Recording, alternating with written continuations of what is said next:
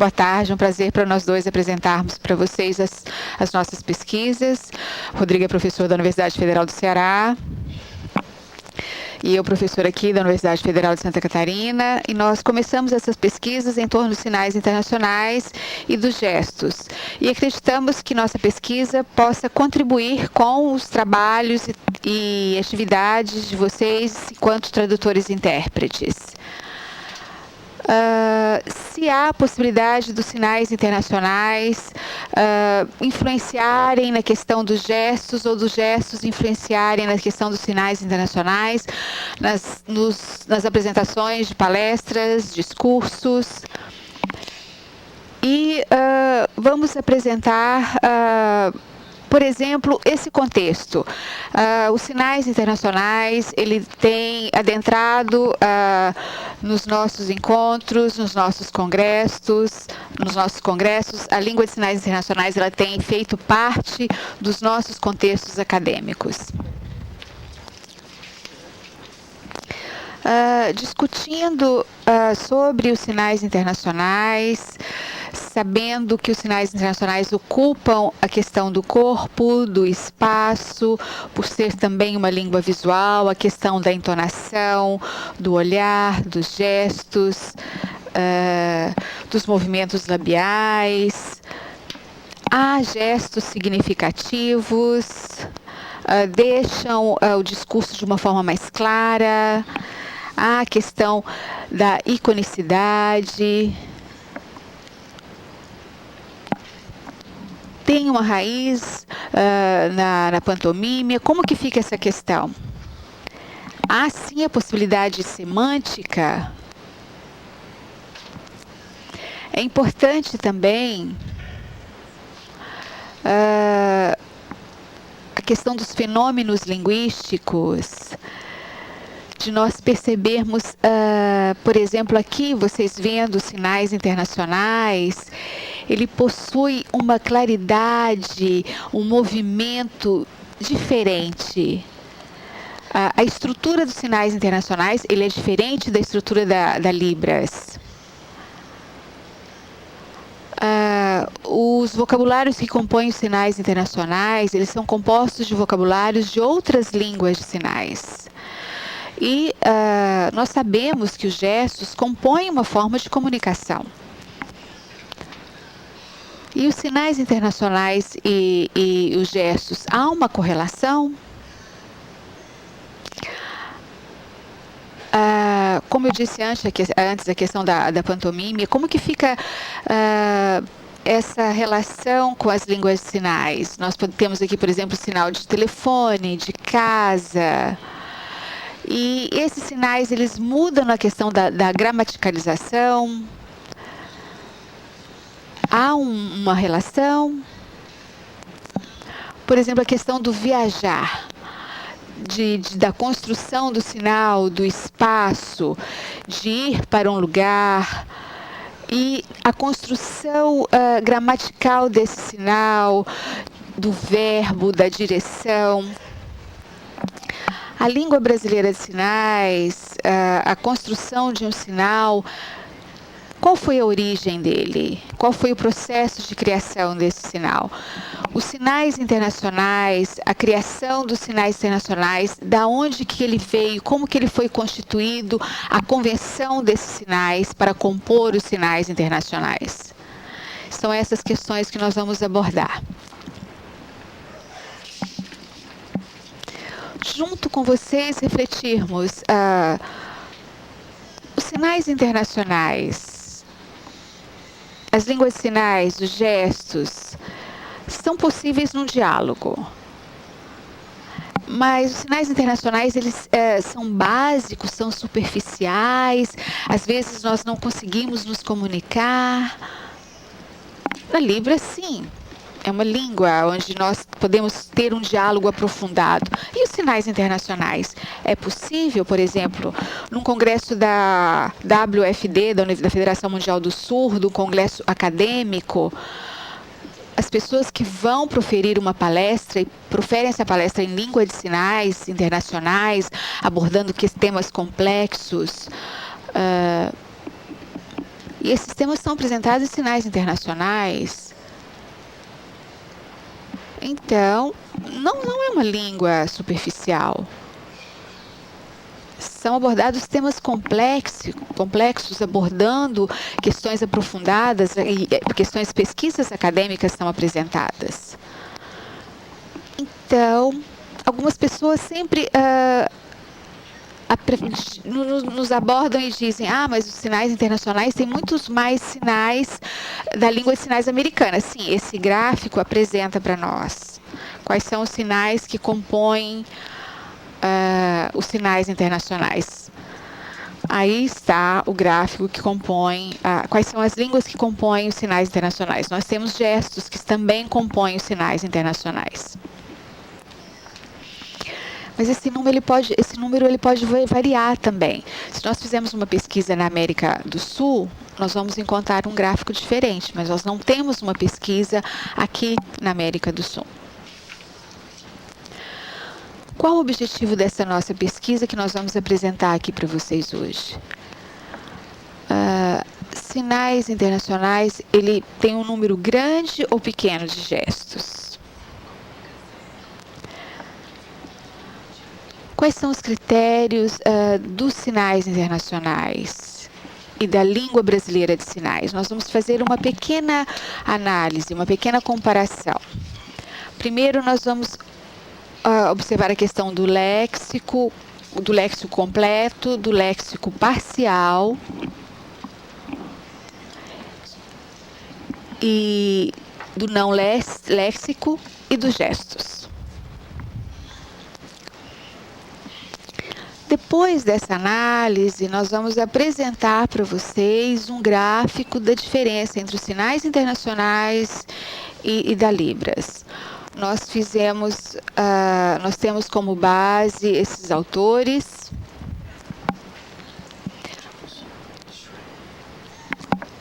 E nós analisamos, aqui nós apresentamos para vocês esses exemplos. Nós apresentamos os léxicos, sinais completamente lexicais. Do outros nós temos sinais parcialmente lexicais, que são, por exemplo, de apontar para um texto. O outro somente de apontar, e de outros sinais que não são lexicais, que são, aqui no caso, os gestos. Cansado ou ok. É importante nós lembrarmos de que vocês sabem dos dicionários, que nos dicionários eles são compostos por léxicos, mas que os dicionários não compõem os sinais parcialmente lexicais, e que os dicionários também não são compostos por sinais não lexicais, os gestos. Bom, agora abordando a questão da metodologia,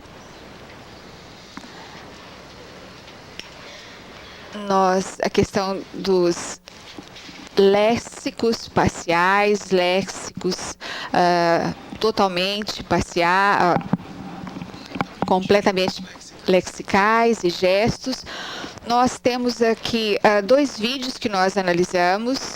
O vídeo, um discurso do presidente da Federação Mundial dos Surdos, discutindo um discurso sobre a Semana dos Surdos, Semana Mundial dos Surdos. O vídeo é de 1 minuto e 25 segundos. Esse vídeo é de 2017. E sobre esse mesmo tema, nós temos o presidente da FENEIS abordando o Setembro Azul. Nessa análise aqui do Brasil, o vídeo do presidente da FENEIS, nós temos 1 minuto e 15 segundos, e é desse ano. E com esses mesmos autores, nós observamos essas questões. E esse vídeo nós fizemos análise no ELAM, observando as questões dos léxicos. Completamente lexicais, parcialmente, e os gestos. nós encontramos no presidente da Federação Mundial dos Surdos sinais completamente lexicais, sinais de congresso, comunidade. No presidente da FENEIS, nós encontramos os sinais de saber e setembro. Haviam vários sinais completamente lexicais. Nós apresentamos esses. Sinais parcialmente lexicais. Nos sinais internacionais, nós encontramos os sinais de participar, porque os sinais parcialmente lexicais, eles são incorporados a outros sinais. Por isso que ele tem o nome de parcialmente lexicais, porque ele está incorporado ao movimento.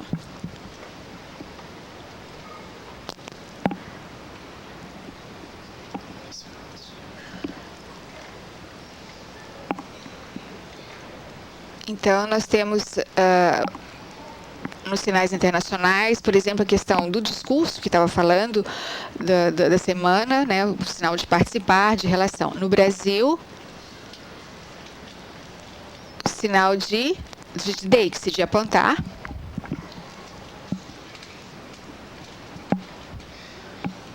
E o sinal de quadro, usando aí o classificador de quadrado.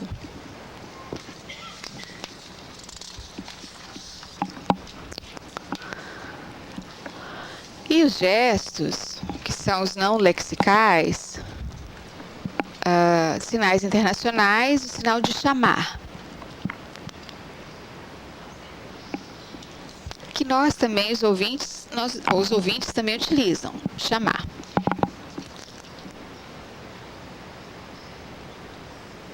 O número 8.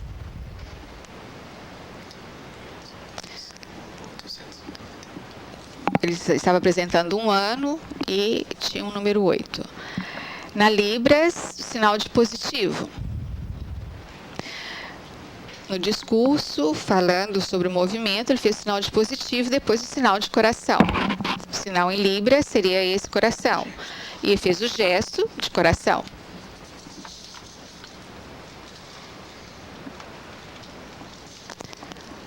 Bom,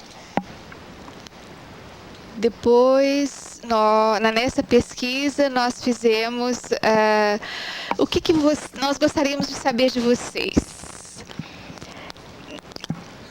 Entre os sinais internacionais e a Libras, aonde vocês acham que tinha mais gestos?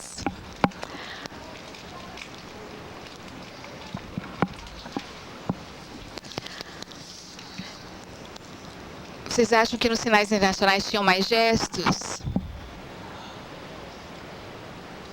Então vamos ver no gráfico.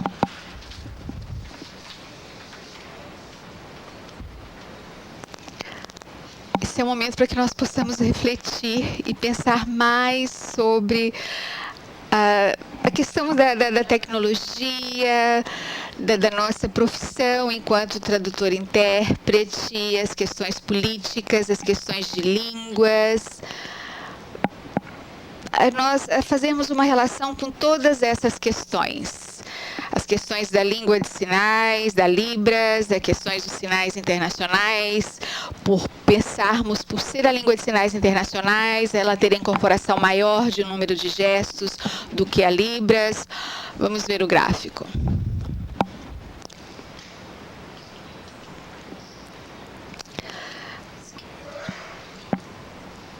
Bom, nós podemos perceber que os sinais internacionais,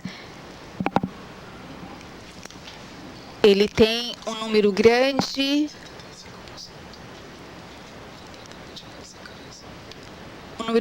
de sinais completamente lexicais.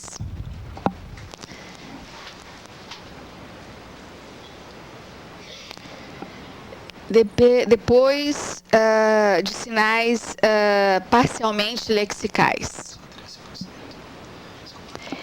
E só 4% de gestos. Na Libras, 75% de sinais completamente lexicais, da mesma forma que os sinais internacionais. Parcialmente lexicais, 18,5% e gestos, 6,5%. Lembra da nossa pergunta anterior? A Libras está composta de um número maior de gestos do que os sinais internacionais.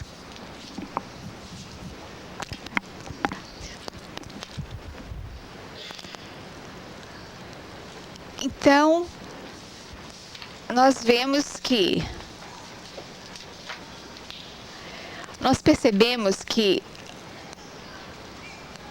o léxico faz parte de ambas as línguas. E a questão dos sinais parcialmente lexicais, ele é um complemento das línguas de sinais. Ele é um complemento do movimento, ele é direcional. Tanto das línguas de sinais internacionais, quanto da Libras, quanto de qualquer outra língua de sinal. Outras línguas de sinais, ele faz parte, ele é incorporado às línguas, ele faz parte da estrutura das línguas de sinais, dos movimentos, da gramática, da sintase, ele faz parte da língua. E os gestos?